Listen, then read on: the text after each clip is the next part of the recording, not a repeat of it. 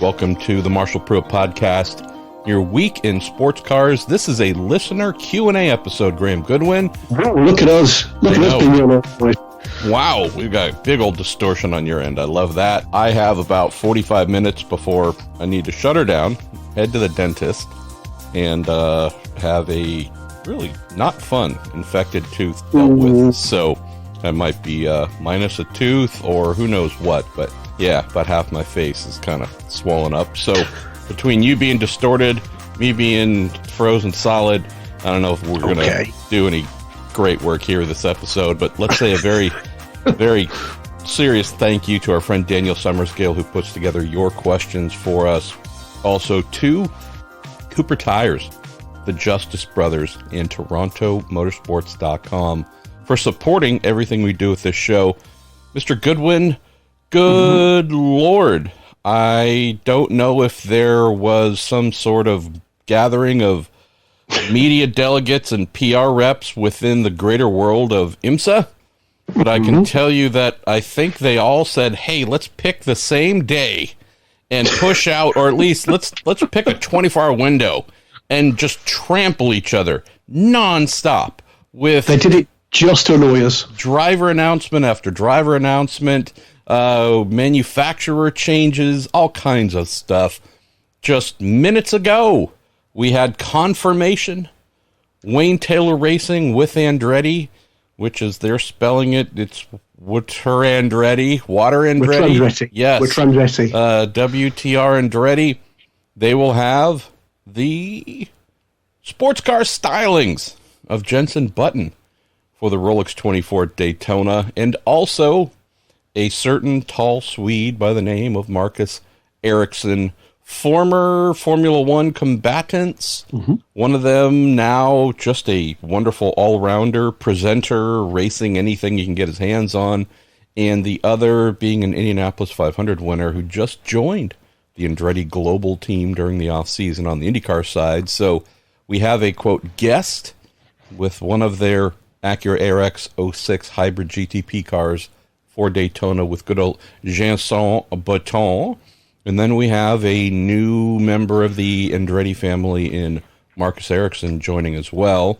Funny way to spell Alex Albon, but nonetheless, we have the full Wayne Taylor Racing with Andretti lineup that's been confirmed. We have our friends at Pratt Miller Motorsports showing fully decked out, liveried and beautiful, their new GT3, full GT3 spec Corvette C8s. Looked like they were unloading at Sebring. Had their lineup confirmed. I just saw a tweet from Andy Lally that he'll be back with Magnus Racing for the umpteenth year. And run down the list, brother. It seems like half of IMSA has confirmed what they're doing for next year. We even had our friends in the general Andretti hemisphere as well, the specific Andretti hemisphere, that being Jared Andretti, who raced last season, shifting between LMP3 and GTD with an Aston Martin. Well, they'll be back to GTD racing with a good old porker, with a Porsche.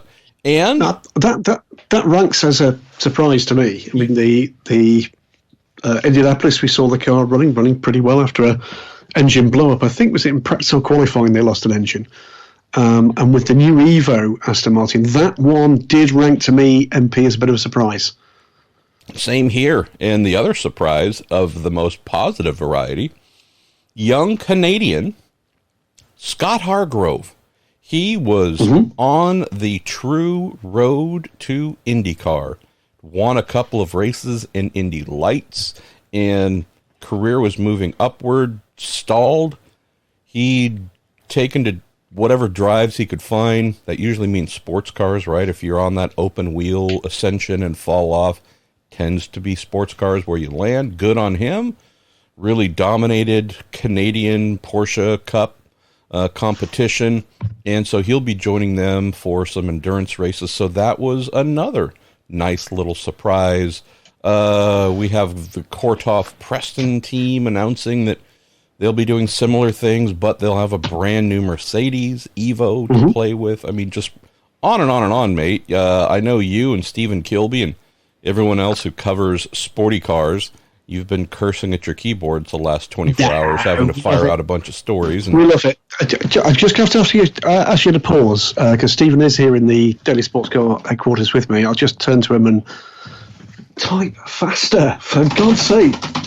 Yes, get to work, Kilby. Yeah. So, there was a avalanche, a tsunami, an embarrassment of riches of PR material and confirmation of a whole range of, familiar and some unfamiliar names for Rolex 24 in particular, but in some cases for the full season. Great, by the way, to see Ollie Jarvis back in full season gainful employment in IMSA WeatherTech guys, this time switching to GTD Pro with the FAF Motorsports McLaren effort. That was great to see. Alexander Rossi popping in there as well, another of the other side of your day job, MP, from the IndyCar side, popping in as their fourth driver. Well, we have another reunion. They did this down under, the Bathurst 1000.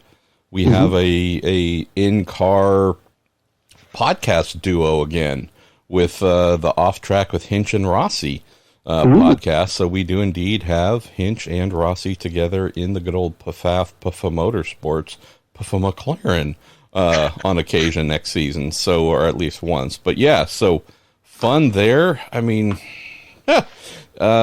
boy, rare, Graham, where by mid-November, so many pieces, at least on the WeatherTech side, the IMSA WeatherTech Championship side, that puzzle, not completely solved, but boy, it feels like the majority of it is coming into focus.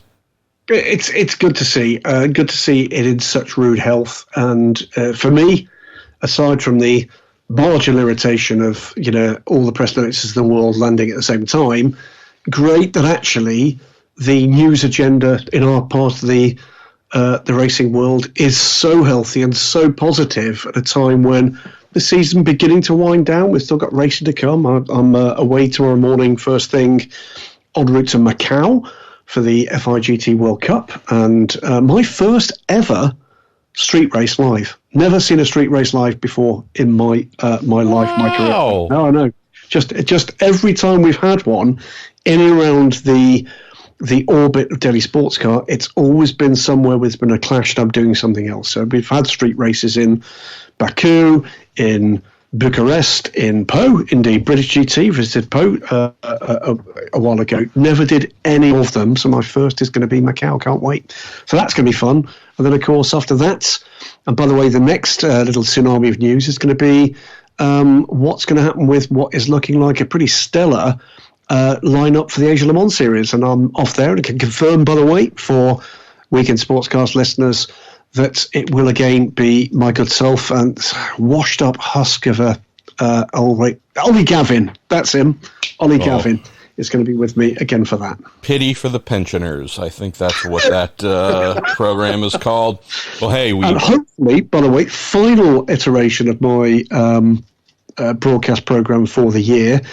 We'll not say a lot about it, but hoping that's going to provide us with some pre-Christmas or Christmas week goodness for the Marshall Pruett podcast, with some pretty different in-car that I'm going to be trying to gather for you during the final week of action for me before finally Trudy gets to nail me down and take me to a supermarket.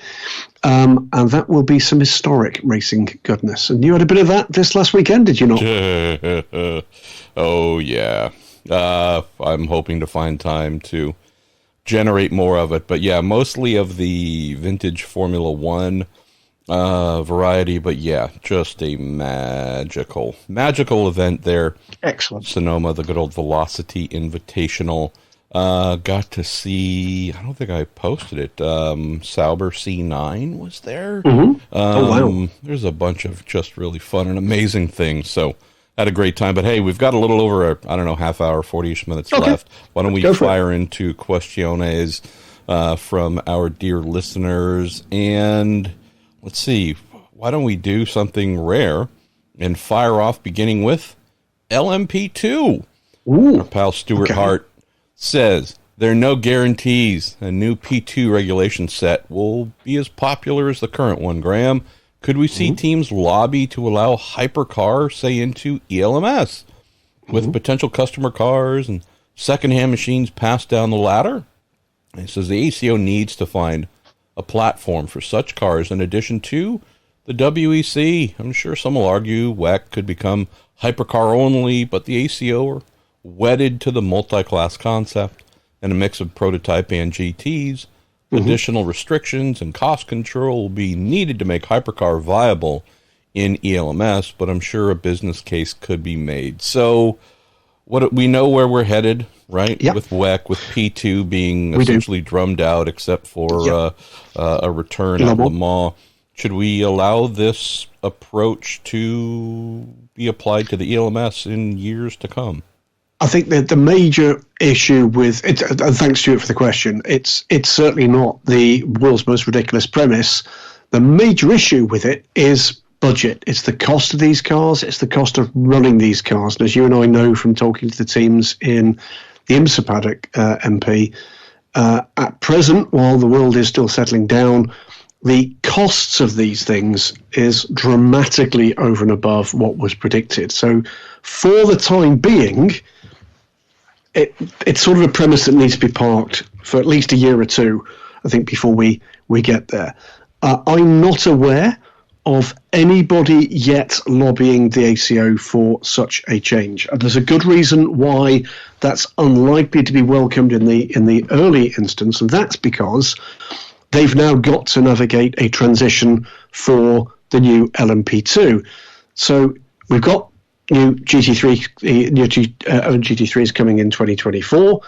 In 2025, we've got the revised LMP3 regulations with the new turbo engine going to LMP3. And then we've got a bit of a gap before we get the new chassis coming in for the new form of LMP2, which we now know will be powered by the Gibson V8s. So that much we do know. So that means in terms of potential engine performance, we're in the same kind of ballpark. The ACO will understand how important LMP2 has been and will remain to develop a ladder towards hypercar and towards the FI World Endurance Championship. Hi, Rocky. And I don't see them messing with that, in particular because Stuart is absolutely right. There are no guarantees a new P2 reg set will be as popular as the current one. And I think anybody sensible MP would understand that it's likely to be less popular for one reason and one reason alone. In fact, well, I could give you a second. The first reason is because there is less opportunity to progress. At the moment, there's no avenue with that car into the FI World Endurance Championship. Your three options, as they stand right now, are the European Le Mans Series, the Asian Le Mans Series, and the IMSA WeatherTech Sports Car Championship over a time frame yet to be established. So, yes, you'll be able to race at Le Mans. I don't see that changing anytime soon. But if you like, the business case behind LMP2 all of a sudden has got a little bit of a chokehold on it.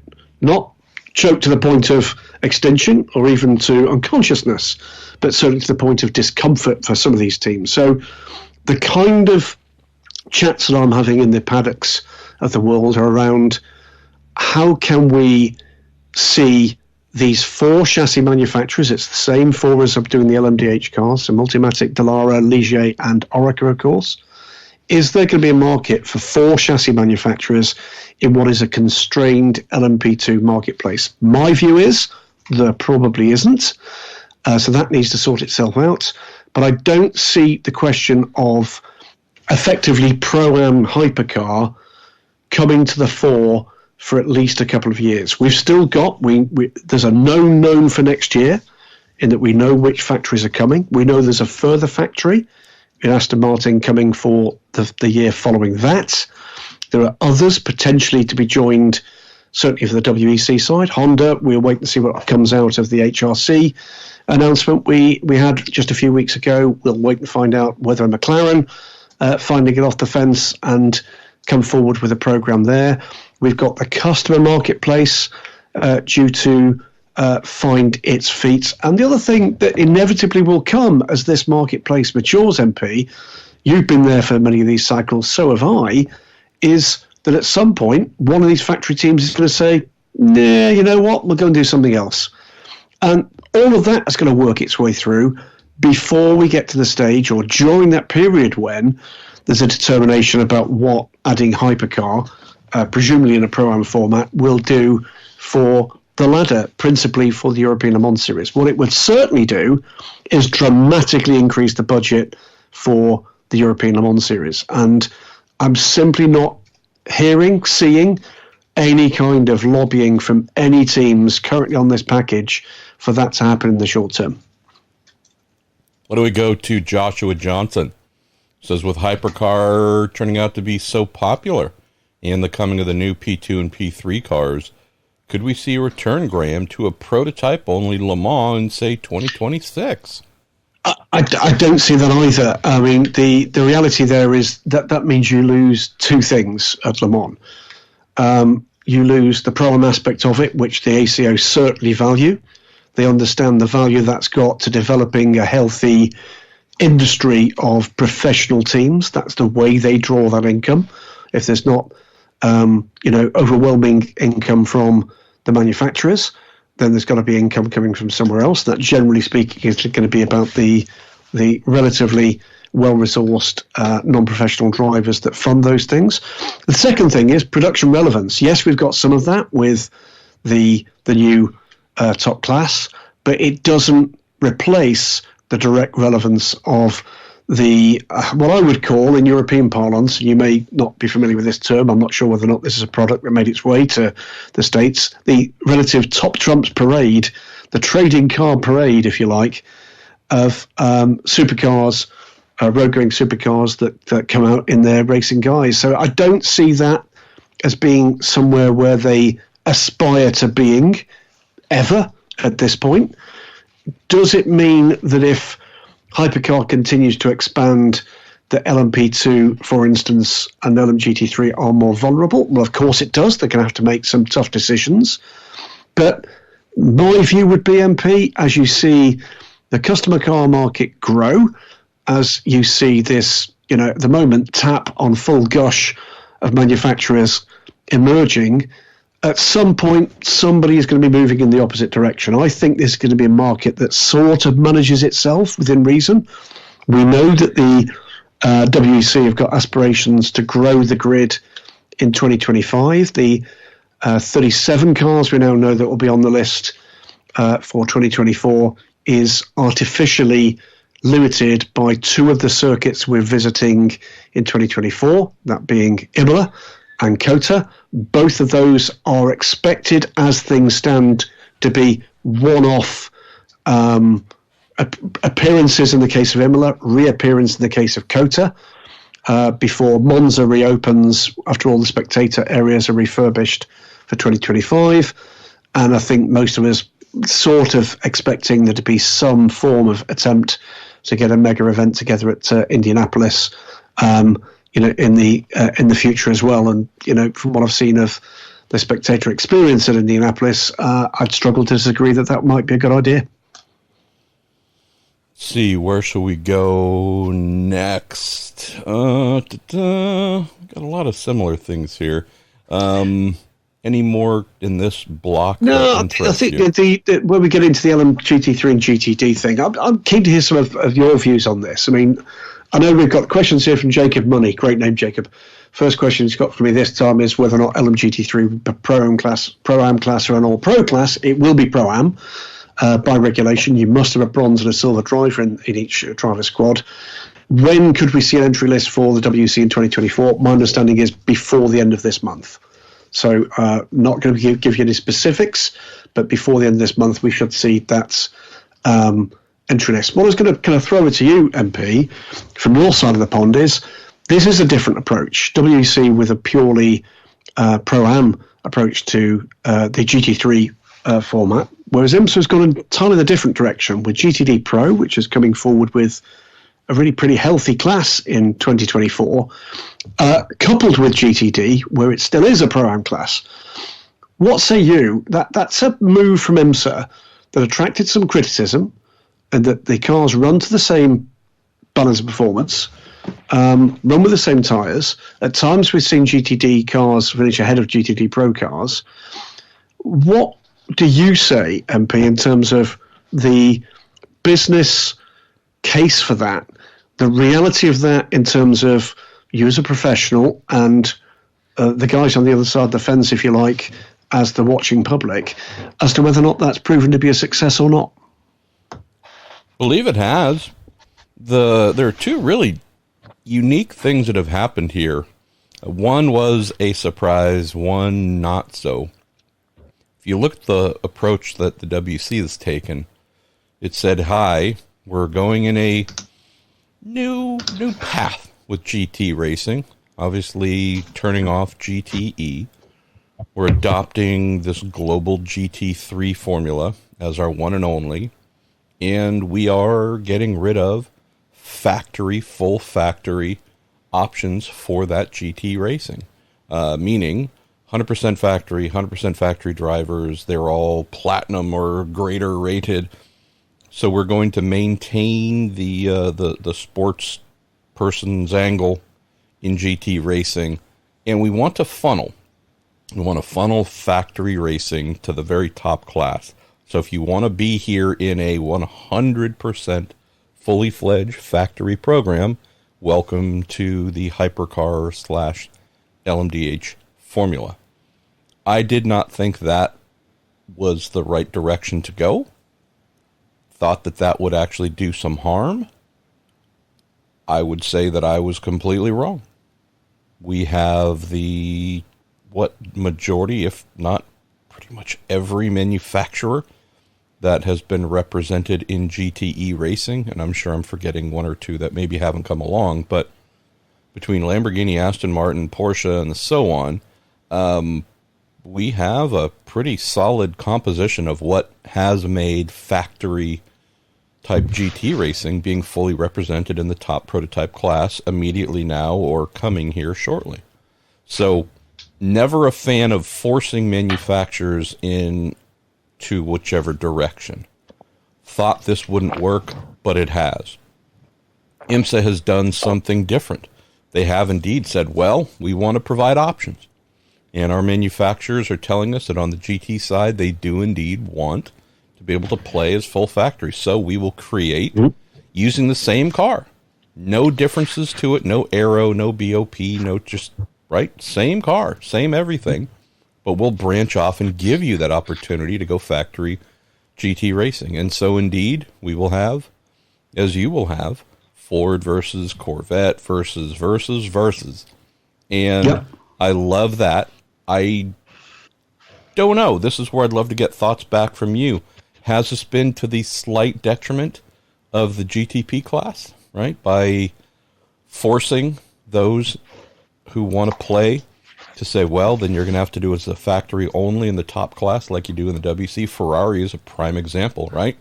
We don't have Ferrari over here in GTP, but you certainly do have them over there in Hypercar.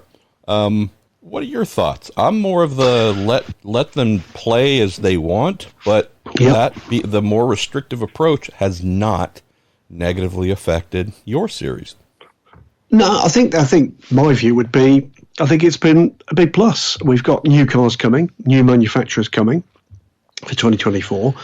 It's added areas of headlines for IMSA that you won't have at the same level with the WC. No doubt the Hypercar class is deeper than the GTP class is.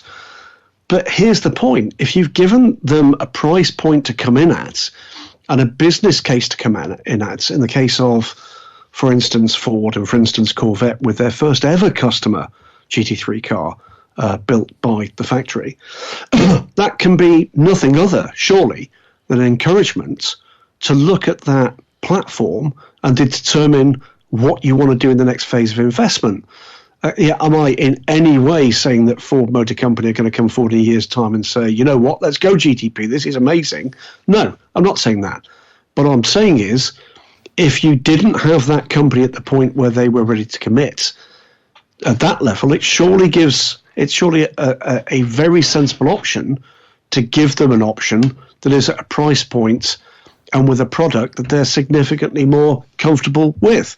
And I think the proof of the pudding is going to be in the eating in the next year or two as GTD Pro matures this coming season. I think you're right. The Ford versus Corvette battle is going to be one to watch. They've got manufacturers that's in GTD Pro that's, including Lexus, that have looked. They looked at DPI. I'm sure they looked at a GTP. I'm sure they will look again at those. And who knows what that might throw into the mix in a year or 2 or 3 years' time. I think it's just smart to listen to the manufacturers you've already got in the tent. And, is that there are some sharp differences between the ways in which the ACO, FIA, LMEM do business with manufacturers in WC and the way that IMSA does business with them in the IMSA WeatherTech Sports Car Championship. And I think it's going to be a really interesting, parallel pair of paths to watch over the next 2 or 3 years to see what works and what doesn't here. Because you're having to make, aren't you, Marshall, some really, really big calls. And those calls have had to be made at what's been a massively difficult time for everybody in any industry. And if you're dealing with an industry that's dealing in premium products, where product development and logistics and technology are a big part of it, that has just added layers of complexity and layers of risk that they certainly wouldn't have been thinking about prior to 2020. No doubt. No doubt. Let's see. Where else should we go here? Let's have a quick look here. Matthew Sturtemont says, by the way, great to see some new names in this list of questions. Thanks, guys. How do you expect the WC to handle entries from 2025 onwards with an oversubscribed field? Read they want to expand to 40 cars, which is great. That doesn't seem like it would allow much expansion of hypercar customer teams. If LMGT3 stays at 18 cars in the class, may not allow all manufacturers that want to fill a second car in the future to do so. I think we can put 2 and 2 together and make several more than 4 rather. 2 and 2 is not 2, Graham. But at the moment, the prevailing attitude is all the problems we've got are nice problems to have. We are getting to the point where some of those problems might be less nice, and there might have to be tough decisions to be made. And the first iteration of that is, of course, going to be this coming season for 2024, where at least one hypercar is going to be turned away by the look of things, and at least 2 and possibly 3 manufacturers that wanted to come to LMGT3 might also be turned away. They are nice problems to have for a race organisation. They are pretty difficult if your business case and your livelihood depends on those. It's why, for instance, this clarification we received in Bahrain, that those LMGT3 factories or manufacturers that don't make it to the boat, if you like, will not be able to enter Le Mans, is such a big blow. So these are big calls being made, and we're dealing with really big names in the industry here. I mean, the 3 that, the 2 that definitely appear to be on the chopping board, if you like, are Audi and Mercedes-AMG. Huge names in automotive and huge names in motorsport. The 3rd is Honda, which I believe probably, but by this stage, do not have a viable plan to bring to the FIWC. But either way, just to hear that as a prospective hypercar entrant, remember, were not initially looking like they were going to make the cuts. These are big calls. So for me, I'd like to understand 5% more of the reckoning of the ideas behind the ideas here.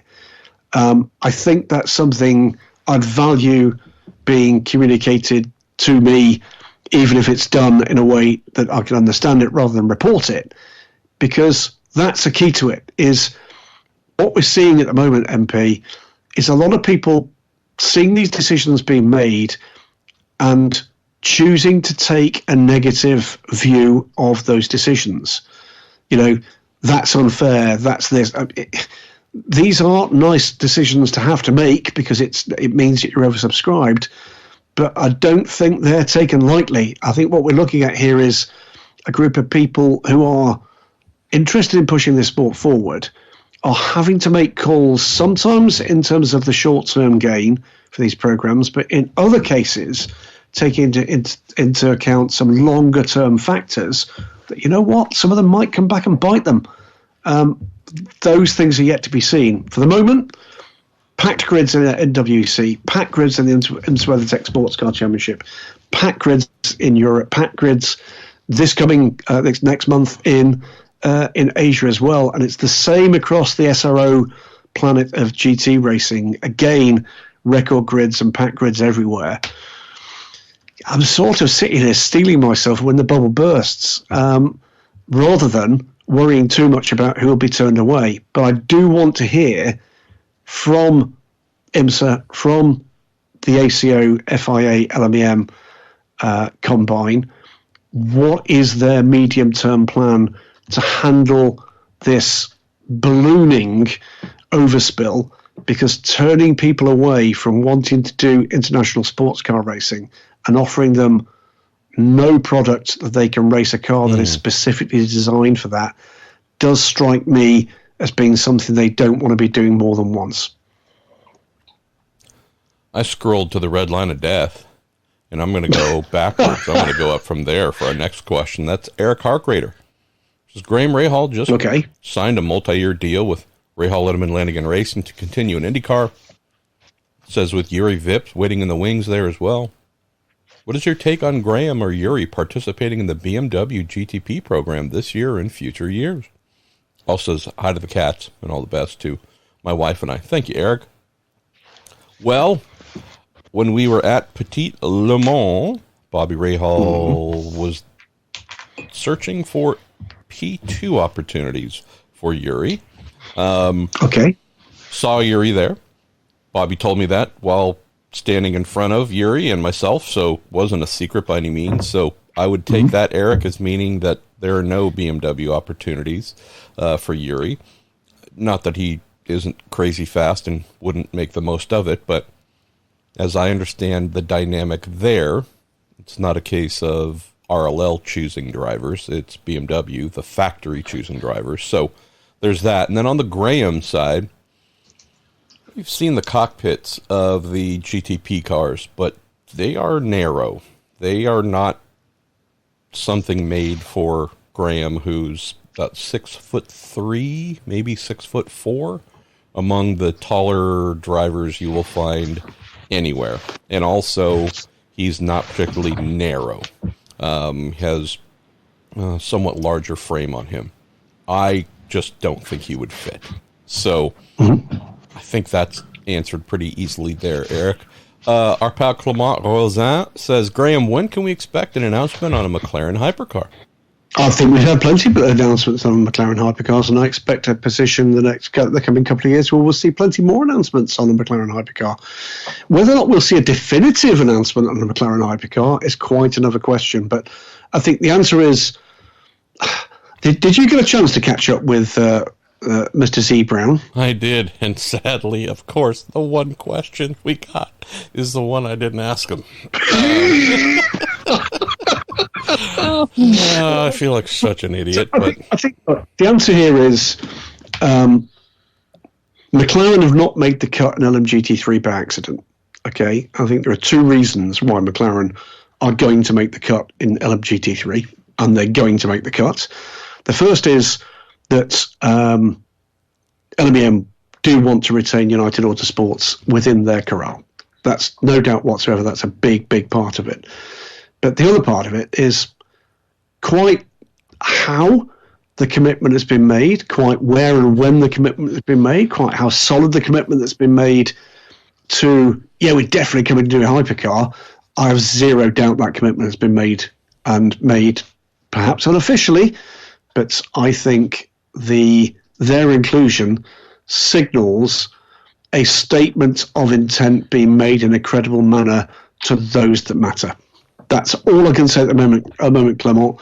I share your frustration that we're not able to put a time frame on it. I'll tell you right now, it certainly won't be before 2025, and I suspect it might be a year later. Joe Nowotny says, which board of directors is happier to have spent the money in 2023 WEC? Would it be Toyota, winning 6 of 7 races and dominating the championship? or Ferrari winning Le Mans, the one that really matters, on the first try back?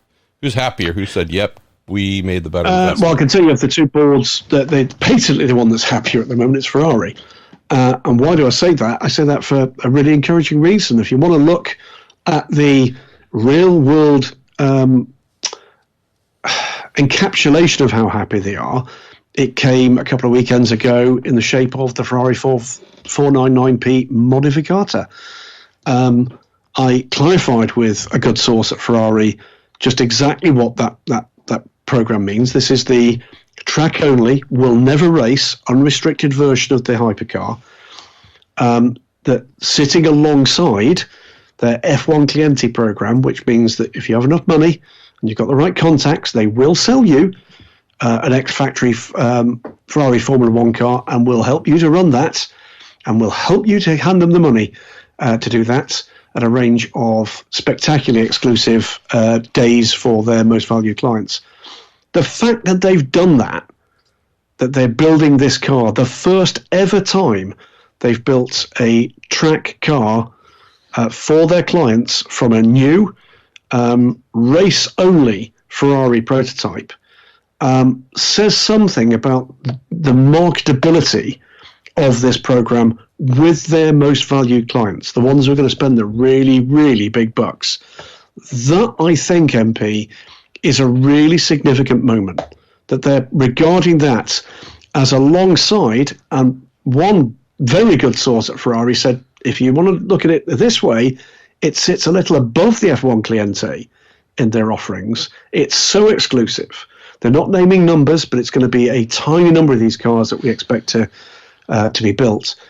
That, I think, shows that they are very impressed indeed with the response from their customer base to that success. Toyota, we know, were not happy about the cars they were dealt at Le Mans.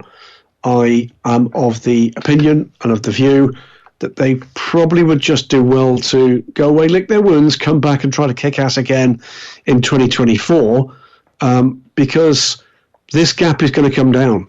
Make no mistake about it. Where are we at the moment with Hypercar and balance of performance and all those things? At the moment, Toyota are utterly dominant, and they're dominant principally because they've got a mature package, 3 years in now. They will have come into this expecting to win every race, and at Le Mans, they didn't. They've chosen to put their ire, their annoyance behind a decision outside of the established process with balanced performance. The reality is that one of those two cars was eliminated in an accident, and the other car did not have a clean run. And Toyota, more than anybody else in sports car racing, knows from decades of trying before they finally got there, to win the race, it's not about beating Ferrari. It's not about beating Porsche or Peugeot or Glickenhaus or Cadillac. It's about beating the race. And this year, Toyota didn't beat the race. Yeah. Let's see. Where else shall we go? James Counter. James asked, is there ProDrive involvement, didn't he, with the Aston Martin Hypercar program? The answer, as far as I'm aware, is no. ProDrive and the Aston Martin Racing aspects of it have a license, an arrangement, a contract with Aston Martin Lagonda to design, develop, build, operate, sell and service GT race cars. I think it's front-engine GT race cars on behalf of that brand. This is not one of those. This is going to be Aston Martin, the technical side of that, I'm sure with some Multimatic involvement, because they've been a big part of the design, build, development of both the road-going Valkyrie and the AMR Pro version of the car. All the Aston Martin Valkyries, by the way, are built by Multimatic.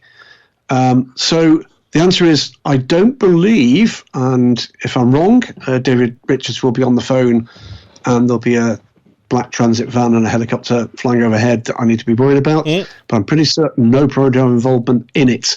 But it will be very much a factory development program. See, why don't we go to our pal Ed Joris says, how about a over-under odds question for you? How many WEC races do LMDh cars win in 2024? More or less than 1.5? He says death is not an option. I hope what we're going to see is, I think if there's one area where we need to understand more what the issue is, it is that what's termed the platform BOP and what has looked like a disparity. It's not a massive disparity in terms of performance. It seems to be a disparity in terms of the way the cars can use the tyre. And I think that's where I'd be a lot more comfortable if I understood it better. And that, by the way, is a message I've delivered politely to the powers that be to say, here's where you can help us. If you're concerned that too many people are bleating about balanced performance, help us to understand it more. Help us do that thing that truly clever people can do, which is to explain the complex in a simple fashion. Help us to unpick the problem. And I think that was listened to and understood. I think they see the value in doing that. It'll be interesting to see how that all emerges. But as far as LMDh cars are concerned, so, if you're new to the Week in Sports Cars and sports car racing, this is effectively the cars that we see in the IMSA WeatherTech Sports Car Championships GTP class, the Cadillacs, the Acuras, the BMWs, the Porsches, and into next year, the addition of the Lamborghini and the Alpine, both of which are designed to that same specification, that rule set. Rear-wheel drive only. Correct. Limited power for the hybrid deployment, a maximum of 67 horsepower. So mild hybridization, rear-wheel drive only, hallmarks, mandatory rules for LMDh, which is what they're called in WEC, GTP over here. Very different than the Hypercar class, which is allowed to run in GTP and IMSA as well. We've had no takers, but in that class, much more technical freedom, at least compared to LMDh/GTP, where which vehicles won every single Hypercar race this year? That would be all-wheel drive variants. Front-wheel drive. Indeed. So, yes. So taking care of tires better, not a big surprise, being achieved with the cars that have all-wheel drive instead of the ones that rely solely on the rear tires to do all the propulsion and assistance under braking and so on. So this should not come as a surprise. This, Graham, admittedly, is the one primary thing we discussed prior to this. Hey, at least in the WC, we're going to try and run these two different formulas together. What could be a sticking point? Well, the one thing that everybody knew would be a real problem to balance and create parity reared its head and did exactly what we expected. And the cars that take better care of their tires indeed had an advantage over the ones where only half of the tires on the car are powered and therefore receive the brunt of the work to do and the brunt of the abuse. So should be no surprise, but also not trying to be Captain Negative for no reason, but tell me the period where two-wheel drive versus four-wheel drive cars have ever been balanced to the point where you go, we have no idea who's going to win each race. It could be either. It always favors one side. Well, for instance, look at the era of World Rally that saw, for a brief period of time, rear-wheel drive versus the emerging force that was four-wheel drive. And in certain conditions, rear-wheel drive had an advantage. The one balancing point I'd make here, MP, is it's not outside of Le Mans, where we did see, oddly enough, the formula come together remarkably well. Outside of Le Mans, it's been more or less everybody, including the LMH cars, that have struggled to get onto terms with the stint long and race-long pace of the Toyotas. In my small brain, I'm accounting for that as being a sign of what performance you can extract out of a more mature package with a better understanding of that package, and that I believe we will see that gap, that deficit, shrink we hope quite rapidly. Quite what you do if it doesn't, and you've got cars operating within the same performance window, because they do, where balance of performance is not doing enough to close that gap. I'm not quite sure how you do that and retain the purity of competition. I'll again give you the explanation that was given to me for the way that BOP should operate. What it effectively does is to define a maximum level of performance for that package. The key, the engineering key, the team working key is how close you can get to that maximum. And if you're there within a percentage point of that maximum, and someone else is 2 percentage points off for whatever reason, whether or not that's their understanding of the way in which they can extract the performance, whether or not it's a deficit in terms of strategy or bit work or in terms of the driver squad, that's where the differences come. And I'm just not at home to an argument that says we've tweaked balance of performance, whether or not it be track specific or for a data-led reason, by 5 kilos here or there. Guys, that is not the reason why Toyota are winning these races and winning them, by a distance. Some racers are seeing cars run them significantly closer. Fuji with the Porsche, for instance. The reality is what we should be seeing is these extraordinary teams, these extraordinary cars, unlocking more of the proportion of available performance as the teams understand the package more. That's what we should be seeing. That's where, by the way, at a race weekend, you start to see them doing that through the free practice sessions, the pre-meeting testing, etc. That's what they're trying to do. This strategy with that tyre in these conditions, what are we seeing midway through the first or the second stint on those tyres? That's what we should be seeing. So putting it all down on the table and saying it's BOP, it's flawed, not remotely convinced of it yet. I do want a better explanation as to what the strategies are to deal with some of these challenges, but I'm perfectly happy to say these are clever people who signed up to a pretty straightforward rule set. They went in with their eyes open to make their decisions.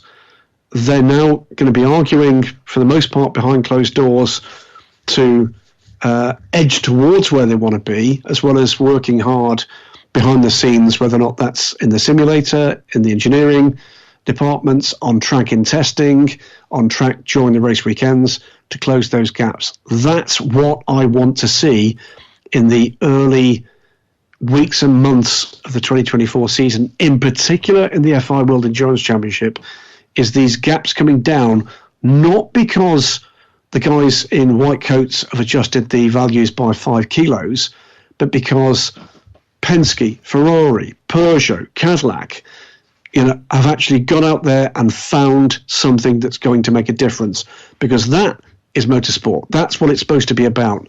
And I don't want people to have the comfort blanket of saying, let's make this easy, just give us 10 kilos, 15 kilos, 30 kilos less. That's not what this is supposed to be about. The sums, again, of the balance performance values against the performance window values should give you a remarkably close answer. The difference in the deficit will be about the team's understanding and development of their package. That's what you need to be looking to change, not throw the baby out the bathwater and start to mess with a rule set that has got us to this position in the first place, that we can be talking about the numbers that we're talking about worldwide in this astonishing new top class. I hear you. Would also say that we're talking about Team Penske, Porsche factory. We're talking about Chip Ganassi Racing, and I realize that they're racing prototypes for the first time in the WC, but that team by no means strangers to the WC, having run many years and had great success with the Ford GT program. So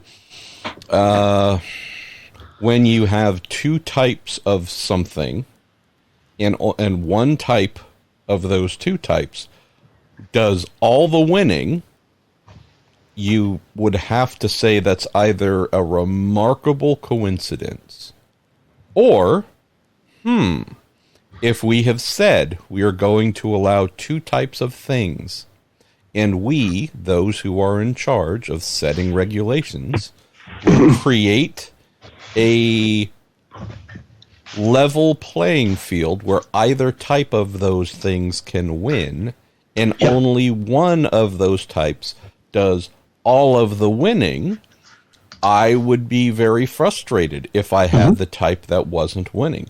The flip side to this, if the WEC had set the regulations, had tuned BOP so that LMDh won every single race, we would be having the same conversation. Yep. What in the world is going on? Why can't Toyota, or we know Toyota's amazing, we know Ferrari's amazing, AF Corp, why? So to me, this isn't a us versus them, or this is just strictly a, if Porsche with their 911 GT3R won every GTD or LMGT3 race, the other manufacturers would be going, wait a minute. You said build it to this regulation. We have different types of cars, engines in different places, and lengths and widths. Look, we're all different, but you told us if you bring it here, you'll create a construct that allows all of us to have an equalist shot at winning.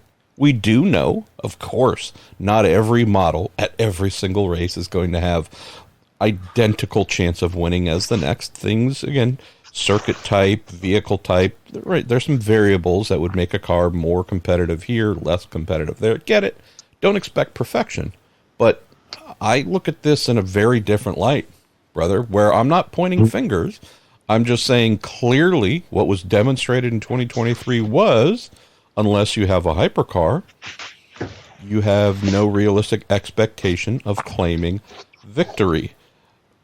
That is on the series to address. Now, if a van wall is not winning, I'm not bothered because it's not supposed to win. Because the quality of the vehicle from the outset and the resources applied to it are nothing compared to the others.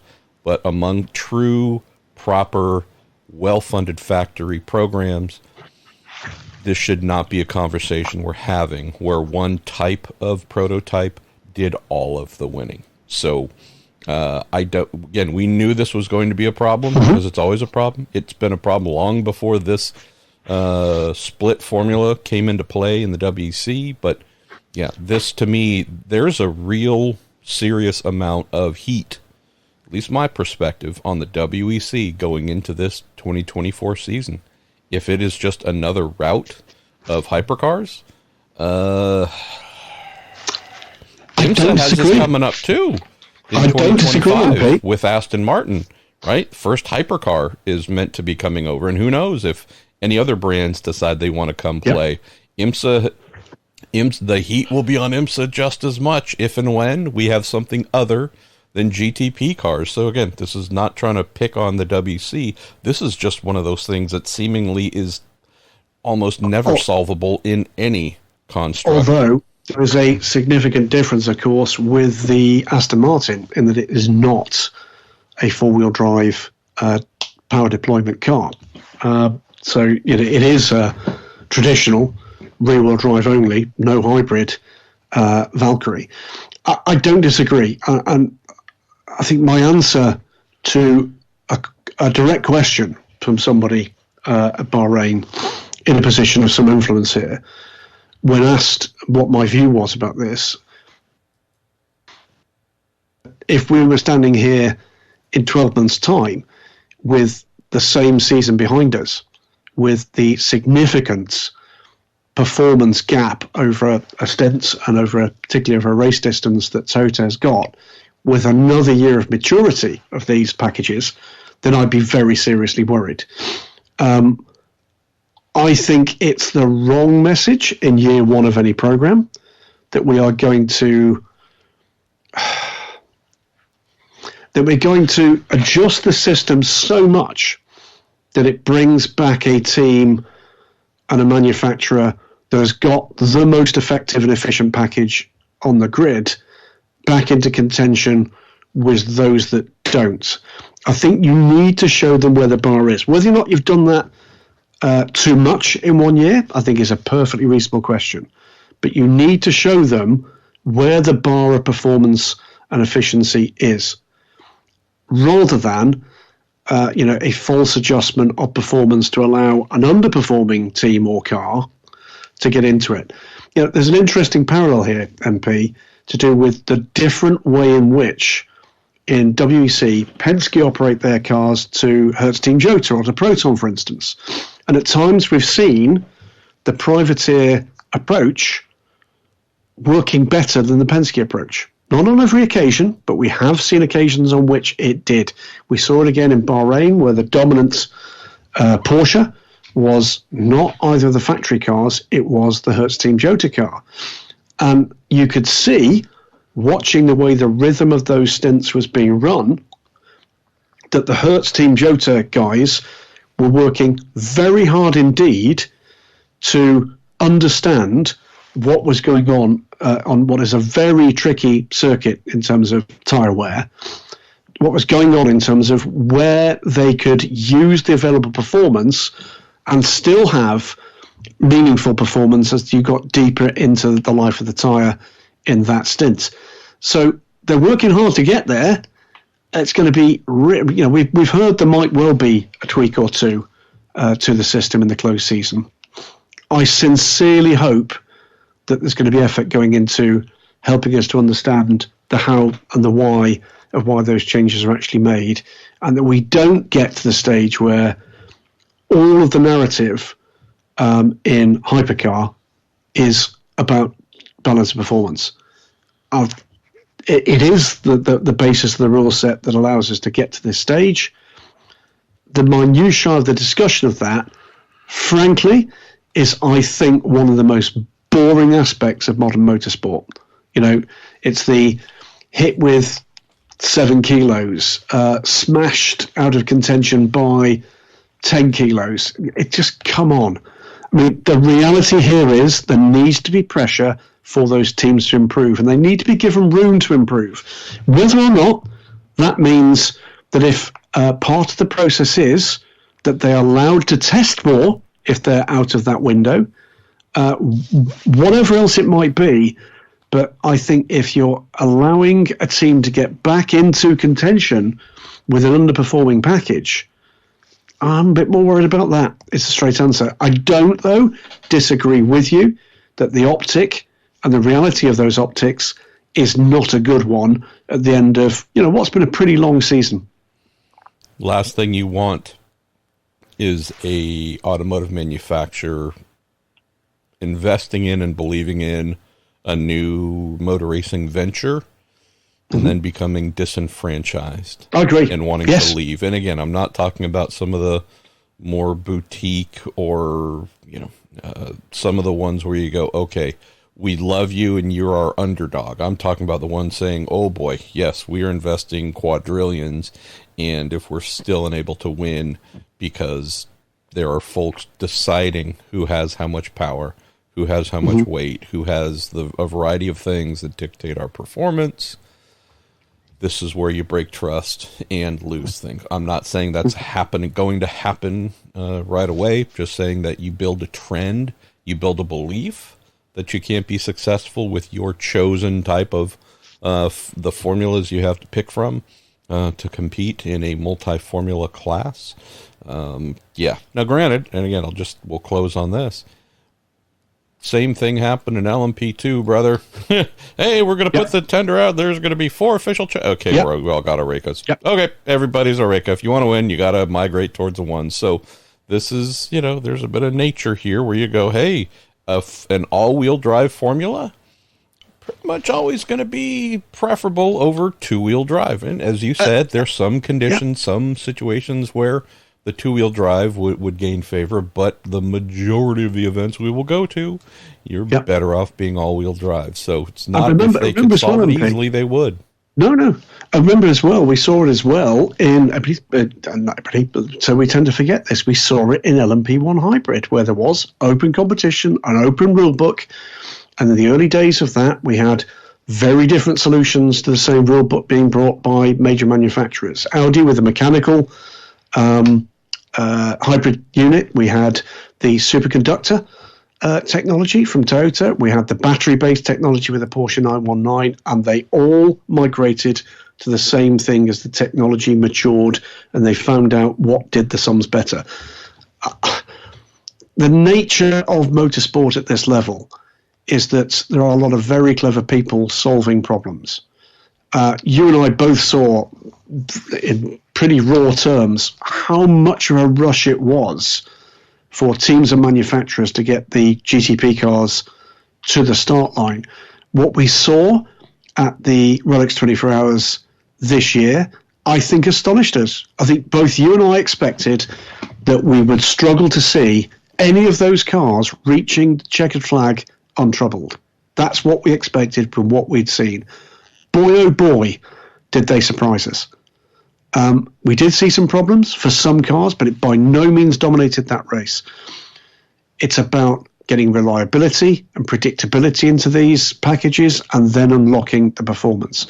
And that's what I would expect to see into the winter and through into the start of the season 2024. And yes, if tweaks are determined to be needed to be made to help that process along, then let's do that. But let's not basically let's not have any paper walls here.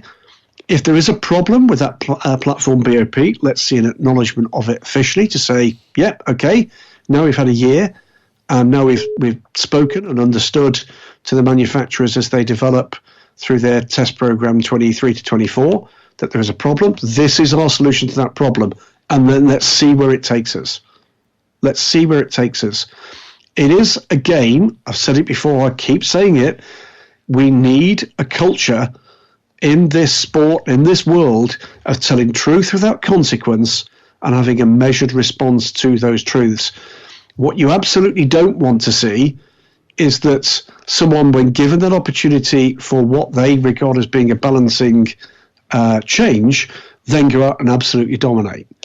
We've seen both sides of that coin, and I'm sure there are rule makers that have been bruised by every single example, whichever way you choose to play the game. I hope what we're going to see is those changes coming by the time we get to Qatar and into the middle season before Le Mans. Le Mans, frankly, we saw fewer of these problems. We saw more or less everybody with a competitive package running convincingly well at Le Mans this year, which is where you'd expect more of these cars to have the maximum amount of performance of the package they've designed. If they're going to run at Le Mans, you'd expect a manufacturer to design a car that runs well at Le Mans. What they now need to understand is how to make these cars run that well on more of the tracks more of the time. And yes, I do believe that the platform BOP needed a tweak that it didn't get. I think we got to that position too late in the season to see whether or not it would make a final difference. Okay, I need to leave in 7 minutes for the dentist. So we've got. Can I wrap it up with a couple of questions at the end here? Or have you got one you've got an eye on? Two that I had. One for you, Norfolk Alfisti, in the Great Grand Prix. Reporter Joe Sayward also weighed in here. You recently noted, or I think Joe did as well, that Alfa Romeo could take over Peugeot's entry in 26. Any substance to this? So the answer is I've spoken to some very good sources at Peugeot. They don't recognise that story. The way in which the Peugeot programme was approved, it is a Peugeot business case presented to the Stellantis board. That is a Peugeot car. It has the Peugeot IP, etc., etc. The interesting thing here is in 2026, that's quite a long way away. There's a new Peugeot on the way for 2024. That would still give that car at least 2 more years in factory competition. By that stage, that will be the end of the 4th year in factory competition. Remember, that car joined the fray at the end of 2022. So, you know what? Anything could happen at that point. Do I think there's an immediate plan right here, right now? No. Do I think there's a possibility that could be a plan moving forward? As I said at earlier in the show, I do expect at some point after 2 or 3 years of these factory programs, some of these factories will look at their program and think, let's go and try something else. If it happens to be the case that some part of that program, whether or not it's the basic platform or something else, happens to end up in the hands of another brand within the same group, I would see that as being a very good thing. But are we yet at the point where Alfa Romeo are going to announce we're coming in 2026? The answer at the moment, I believe, is no. I'll take the last one here and could expand on this for sure, but we'll do a bit of a shorter answer this time at least. Our pal Ryan Caminiti, key member of the Pruett listener group, says, hey, GG and MP, for some of the newer sports car fans, in what ways does a customer car effort differ from a factory works car? Example, catering. What does JDC Miller Motorsports not have access to with their Porsche 963 that Porsche Penske Motorsports does with its factory 963? Lots of stuff we get into, Ryan, here, but if we really boiled this down, it is money, it is information, and it is staff. So with the JDC team, for example, they have a race engineer. Would you be fairly confident saying Ricky Cameron has an assistant engineer, junior engineer, probably also looks after the data and other aspects as well, but you do not have a army of engineers concentrating on every little area of the vehicle. The equivalent of having professors, 5 or 10 professors, each divvying up the areas of the car and coming together with a huge kind of brain collection of masterful knowledge after each session to parse through that information, come up with the best changes and reactions to go for the next session, set up for the race, for qualifying, tuning throughout the event. You're dealing with far fewer people. So if you want to take it into a really simple equation, think of a small mom and pop restaurant where it's 1 or 2 cooks in the back whipping up things as quickly as they can, as best they can, but it's not fine dining. There's not 20 different sous chefs and all kinds of people plating and perfecting and making things that are going to be 5-star Michelin grade materials. So it's more of a smaller hands-on approach. First of all, money is almost always smaller, which means not only do you have fewer staff, less testing, less big knowledge gained on your own. Hey, we're going to go to the wind tunnel for 10 days or 100 days because we own one. We're going to do nothing but 7-post shaker rig, huge computer simulation program. Like, a lot of smaller teams have access to some of these items or can pay to rent some of these tools in a limited capacity, Ryan. Very different, though, than the big factories that tend to have their own and have them running at all times. So since racing is information, right? You're gathering tons of information, deciding what to use, what not to use, how to use it. You end up seeing a smaller team being at a pretty significant deficit than the factory when it comes to knowledge, not only of what's coming off of the car and how much they can process it after or during a session, but just in the learning and mastering the vehicle between events, right, through all the off-track testing things that we mentioned. There can be a cool side, though, and Graham mentioned this a little bit earlier, talking about at some WC races, the Team Jota, Hertz Team Jota non-factory 963 team was sometimes running in a more capable manner than the factory. There can be situations where there is so much data and information that you can get lost. There's so many variables on the car you can modify. You modify this one suspension aspect at the rear of the car, and great, but that also affects 3 other aspects too. You've got to adjust those. It's a bit of a domino effect. Well, if you have the staff and the money and the everything to go through all of these things and try and find the perfect way to run the car, great. You can be the fastest and maybe win the race. Rarely does that happen, though. And so sometimes what you get to the brilliance of the smaller teams, the non-factory, like a JDC, is, yeah, they didn't win a race last year, but they sure impressed a number of times, Graham. And it was often because they knew they didn't have the resources and the people to comb through all this information and try a million different variables to extract speed from the car. So they would often go somewhat basic and go, hey, how does this feel? Good? Okay. We'll kind of stay in this general area and work on this instead of explore these million other avenues and possibly get lost. And so, rarely do the privateers beat the factories, but we do see times where the privateers are getting more out of the car, and it's often because they don't have time or the people or the money to wander down these rabbit holes. And when we see the factories get lost, it's usually because they're way the heck down a rabbit hole because they have the ability to wander down them. Yep. Why don't you take us home, Goodwin? I got to head out the door. There's one really quick thing to add. Bear in mind, if the factories update these cars, the cars are homologated, they're going to update the customer cars as well. We're going to finish by just referring to Jens Jensen, who asks, what's the most hilariously named driver combination possible in sports cars? He says Fred Pordad and Martin Rich, Martin Short, Patrick Long. Ladies, gentlemen, I give you Joey Hand and Alex Job. And with that, we crack on and we say, with thanks to Cooper Tyres, Justice Brothers, and TorontoMotorsports.com. Thanks again to all of you sending in the questions, for Daniel Summerskill for putting this list together so very quickly.